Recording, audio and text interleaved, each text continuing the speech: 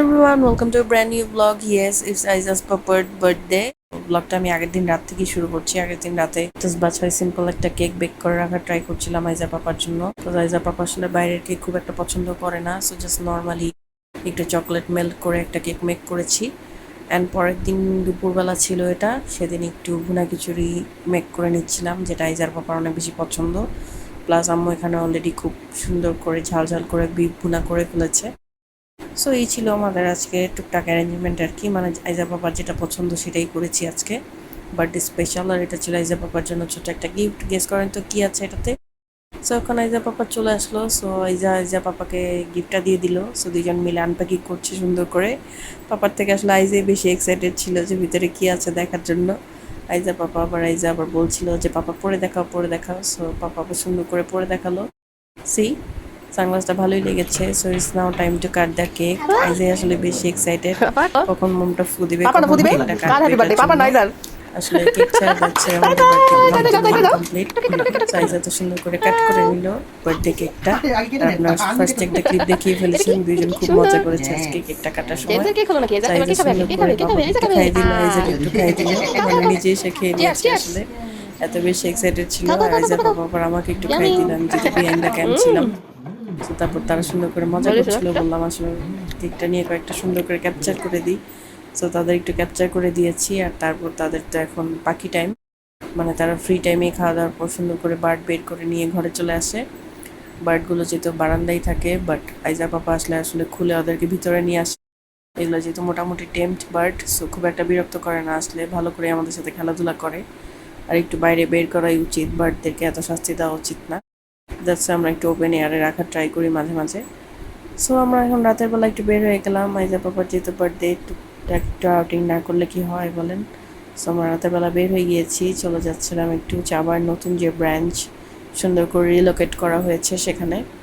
So এই তো চলে আসলাম এখানে।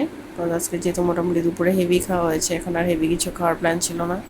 সো হালকা পাতলা স্ন্যাকিং করার জন্য আমরা চলে এসেছিলাম। সো চলেন আপনাদের সাথে ওদের নতুন ব্রাঞ্চটা কীরকম সেটা একটু শেয়ার করি। ব্রাঞ্চটা একটু সুন্দর করেছে, এখন একটু বসার সিটিং স্পেসগুলো একটু ইউনিক আর কমফোর্টেবল করেছে। সো এই তো ছিল ওদের মেনুটা। আর আমি ওদের মেনু থেকে আসলে আজকে কম্বো একটা সেট অর্ডার করেছিলাম, যেটাতে মোটামুটি দুইজনের জন্য ফুড, লুচি প্লাস হচ্ছে আইজার জন্য একটা ফ্রেঞ্চ ফ্রাই প্লাস ড্রিঙ্কসও ছিল। সো দ্যাটস এটা অর্ডার করেছিলাম। আর আমি বসে বসে শ্যুট করছিলাম, আইজা পাপার সাথে এনজয় করছিল। ইন বিটুইন আবার পাশের টেবিলের একটা বেবি চলে আসলো আইজার সাথে কথা বলতে। আইজা তো আমার আজকে থাকতেই চাচ্ছিল না, তাও একটু ধরে নিয়ে একটু ছোটো একটা শ্যুট করেছি। আমরা কিন্তু আজকে তিনজন খুব সুন্দর ম্যাচিং করে বের হয়েছি। দেখেন বেসিক্যালি আইজার পাপা আইজার সাথে ম্যাচিং করে পড়েছে। এটা আইজার একটা ঈদের গিফটই ছিল, বাট পরা হয়নি, নতুন ছিল একদমই। সেটার সাথে ম্যাচ করে আইজার পাপা পড়েছে। তারপর চিন্তা করলাম আমি একটু ওদের সাথে ম্যাচিং করে বের হই।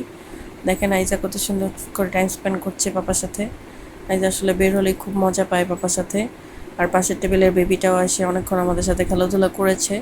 তো কিছুক্ষণের ভিতর ফুড সার্ভ করে দিল। আমরা একটা বিফ চাপ ছিল আমাদের প্ল্যাটারে, মানে প্যাকেজটার ভিতরে, প্লাস একটা চিকেন চাপ, লুচি অ্যান্ড এখানে লেমনেরও ছিল। সো প্রথমে আমরা যে বিফ চাপ সেটা দিয়ে স্টার্ট করলাম। বিফ চাপটা আর একটু বেটার কোয়ালিটি এক্সপেক্ট করেছিলাম আমি, বাট এভারেজ ছিল, খেতে খুব একটা খারাপ ছিল না, বাট অনেক বেশি মজাও ছিল না। বাট চিকেন চাপটা অ্যাজ ইউজুয়াল যেরকম হয় খুবই মজা ছিল, বাট ওদের স্পাইস লেভেলটা একটু কমালে আই থিঙ্ক ভালো হবে, যে সসটা থাকে সেটার। কজ বেবিদের জন্য একদমই কমফোর্টেবল না, যেহেতু এটা নাগা চাপ হয়, বাট আমাদের জন্য খুবই মজা ছিল। আর তারপর দেখেন আইজা পাপা বাইরে গিয়ে একটু দুষ্টুমি করছিল। বাইরে মিররের একটা স্পেস ছিল সেখানে। আর এখন যাওয়ার আগে একটু ছোটো করে স্পেসটার ইন্টেরিয়রটা একটু দেখিয়ে দিলাম, কজ স্টার্টিংয়ে আসলে অনেক বেশি ভিড় ছিল, তখন দেখানো যাচ্ছিল না। দেখেন ইয়েলো ইসের ভিতরে খুব সুন্দর করে করেছে। প্লাস এই টাচ মিররটা খুব সুন্দর ছিল, যেটা টাচগুলো আসলে লাইটিংয়ের কালারটা চেঞ্জ হয় একটু একটু করে। সাইজতে এটা দেখে খুব মজা পাচ্ছিলো, বারবার জাস্ট টাচ করে চেঞ্জ করতে চাচ্ছিলো কালারটা। বাট আসলে আইজা এখন এত বেশি নড়াচড়া করে আর এত বেশি দুষ্টমি করে, ওকে নিয়ে ফ্যামিলি ক্যাপচার করা খুবই ডিফিকাল্ট। তা একটু ট্রাই করেছিলাম আর কি। আর যাওয়ার সময় একটা পেট শপ চোখে পড়াতে এখানে চলে আসলাম। আসলে বার্থডের জন্য একটা দোলনা টুকটাক খেলাধুলা আইটেম নিতে চাচ্ছিলাম, বাট সেরকম কিছু পাইনি। এগুলো আসলে বিড়াল কুকুরদের জন্য বেশি আইটেম ছিল, বাট সবটা ভালোই ছিল। পেটদের জন্য অনেক ধরনের অনেক কিছু পেয়ে যাবেন আপনারা। প্লাস এখানে কিছু ফুড আইটেমও ছিল, আর অনেক ধরনের বার্ডস, তারপর একটা বিড়াল ছিল, আর অনেক সুন্দর সুন্দর ফিশও ছিল। মানে পেট শপ প্লাস হচ্ছে পেটের এক্সট্রা যা যা লাগে আইটেমস অ্যাক্সেসরি সব কিছু এখানে পাওয়া যাবে।